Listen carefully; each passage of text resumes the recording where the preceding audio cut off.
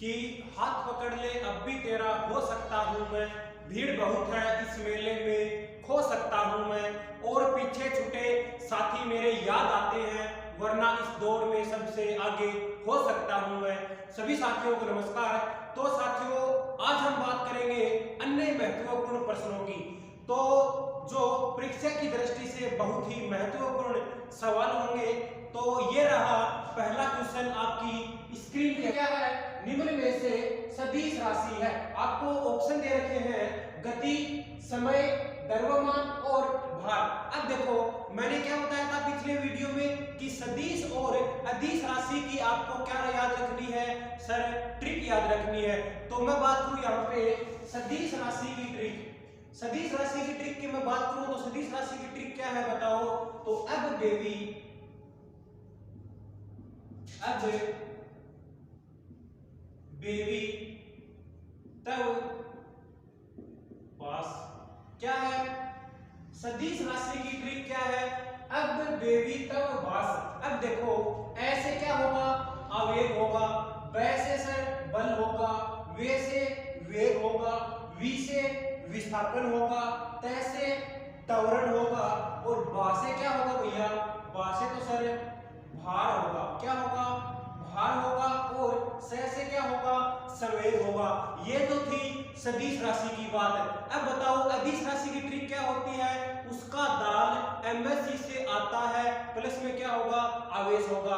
ठीक बात है। हमें पूछा क्या गया है कि निम्न में से सदिश राशि कौन सी है? ऑप्शन दे रखे हैं गति, समय, द्रव्यमान और भार। तो इसमें गति भी नहीं है, समय भी नहीं है और द्रव्यमान भी नहीं है। इसमें है क्या? कहीं नहीं है। इसमें क्या है? केवल इसमें भार है। तो हमारा आंसर क्या होगा? डी आंसर हमारा सही होगा। तो सदिश राशि कौन सी है? भार है। अगला क्वेश्चन क्या है? देखो, रेडियो धर्मिकता की यूनिट होती है। किसकी? रेडियो धर्मिकता की यूनिट होती है। दोस्तों, आपको ऑप्शन दे रखे हैं कैंडेला, क्यूरी, फर्मी और डेसिबल।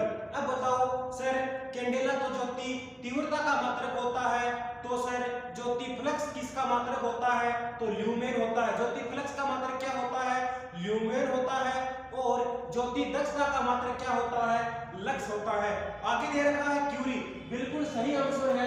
रेडियो धर्मिकता की यूनिट की इकाई क्या होती है भैया? क्यूरी होती है। आगे दे रखा है फर्मी। फर्मी तो सर दूरी का सबसे छोटा मात्रक होता है। अगर आपसे पूछा जाता है कि दूरी का सबसे बड़ा मात्रक क्या होता है, तो दोस्तों याद रखना पार्सेक होता है। क्या होता है? पार्सेक होता है। फिर आपको दे रखा है डेसिबल।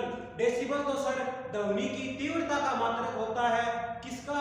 डेसिबल होता है वो ध्वनि तीव्रता का मात्रक होता है। तो आपका आंसर होगा क्यूरी। रेडियो धर्मिकता की यूनिट क्या होती है? क्यूरी होती है। तो ये रहा नेक्स्ट क्वेश्चन कि स्थायी वस्तु में होता है। सर स्थायी वस्तु में तो ऊर्जा होती है। आपको ऑप्शन दे रखे हैं वेग है, संवेग है, त्वरण है, ऊर्जा है। तो स्थायी वस्तु में क्या होती है? ऊर्जा होती है। तो डी आंसर हमारा क्या होगा? सही होगा। नेक्स्ट क्वेश्चन कि हवा में CO2 की मात्रा कितनी होती है? क्या बोला क्वेश्चन? हवा में कार्बन डाइऑक्साइड की मात्रा कितनी होती है? अब देखो, ऑप्शन दे रखे हैं 21%, 0.3%, 98%, 78% और 0.03%। अब देखो सर, 21% तो ऑक्सीजन होती है। क्या होती है? 21% तो ऑक्सीजन होती है। फिर आपको दे रखा है, फिर आपको क्या दे रखा है? 0.3% तो सर ऑर्गन होती है। और फिर दे रखा है 78% तो सर नाइट्रोजन होती है। नाइट्रोजन होती है। और 0.03% तो सर CO2 होती है, यानी कार्बन डाइऑक्साइड होती है। तो हमारा आंसर होगा 0.03% हवा में CO2 की मात्रा होती है। तो ये रहा अगला क्वेश्चन कि निम्न में से मिश्रण है। अरे सर, इतने सरल प्रश्न क्यों आ रहे हैं? हम पहले सरल क्वेश्चनों की ओर बढ़ते बढ़ते कठिन की ओर जाएंगे। पहले सरल क्वेश्चन करेंगे, उसके बाद कठिन क्वेश्चन करेंगे। तो क्वेश्चन क्या है कि निम्न में से मिश्रण है। आपको ऑप्शन दे रखे हैं पारा, सोना, समुद्री जल और नमक। बताओ समुद्री जल होता है, तो हमारा आंसर होगा सी। आपकी स्क्रीन के ऊपर बताओ पृथ्वी की मध्य परत को क्या कहते हैं। आपको ऑप्शन दे रखे हैं कोर, परवार, भूपर्पट्टी और लक्स। तो सर हमारा आंसर होगा पृथ्वी की मध्य परत तो परवार कहलाती है। क्या कहलाती है? परवार कहलाती है। तो हमारा बी आंसर यहाँ पे सही होगा। नेक्स्ट क्वेश्चन की बात करते हैं। अगला क्वेश्चन क्या है कि गुब्बारों को उड़ाने के लिए कौन सी गैस का उपयोग करते हैं। ऑप्शन दे रखे हैं हाइड्रोजन, हीलियम, रेडोन और इनमें से कोई नहीं। अब देखो हाइड्रोजन तो सर सबसे हल्की गैस होती है। कौन सी? हाइड्रोजन। हीलियम बिल्कुल सही आंसर है, हीलियम अपना आंसर होगा क्योंकि सबसे हल्की एक्टिव गैस कौन सी होती है? हीलियम, जिसको गुब्बारों के अंदर भरा जाता है। अगला दे रखा है रेडोन। अरे सर कल परसों ही बताया था रेडोन के बारे में। तो भूकंप के समय निकलती है, सबसे भारी गैस होती है रेडोन होती है। वो वायुमंडल में क्या रहती है? अनुपस्थित रहती है।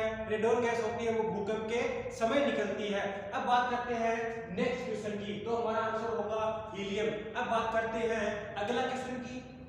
अगला क्वेश्चन है ओजोन का रंग होता है रंगहीन, पीला, हरा, नीला। अरे सर ओजोन का रंग तो रंगहीन होता है। कैसा होता है? रंगहीन होता है। तो हमारा ए आंसर यहाँ पे सही होगा। अब बात करते हैं अगले क्वेश्चन की। अगला क्वेश्चन है कि माचिस में कौन से पदार्थ का उपयोग किया जाता है। आपको ऑप्शन दे रखे हैं Mg यानी मैग्नीशियम, लाल फास्फोरस, सफेद फास्फोरस और इनमें से कोई नहीं। तो माचिस की जो तिल्ली होती है उसके ऊपर जो रोगन सा होता है उसको वहां पे क्या लगाया जाता है? लाल फास्फोरस लगाया जाता है। याद रखना हमारा आंसर होगा लाल फास्फोरस।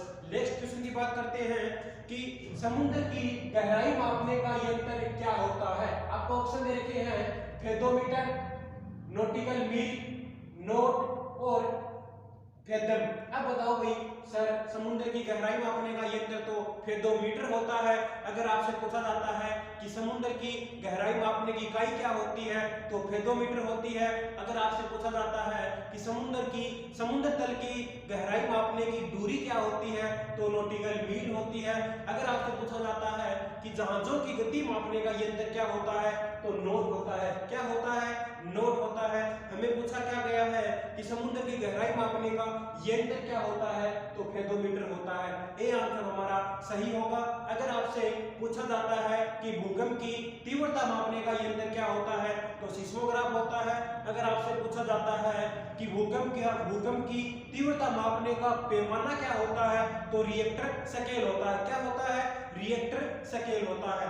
ये रहा अगला क्वेश्चन आपकी स्क्रीन के ऊपर कि एक तार को काटकर आधा कर दिया जाए तो उसका प्रतिरोध कितना होगा। आपको ऑप्शन दे रखे हैं 2 गुना, आधा, अपरिवर्तित और इनमें से कोई नहीं। अगर एक तार को काटकर आधा करने पर उसका प्रतिरोध पूछा जाता है तो उसका प्रतिरोध आधा ही होगा। क्या होगा?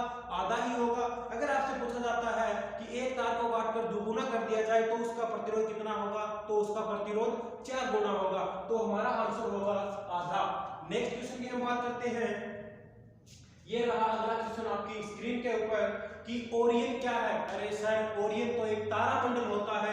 तो आपको ऑप्शन दे रखे हैं आकाशगंगा, तारामंडल, उल्कापिंड और धूमकेतु। तो ओरियन क्या होता है?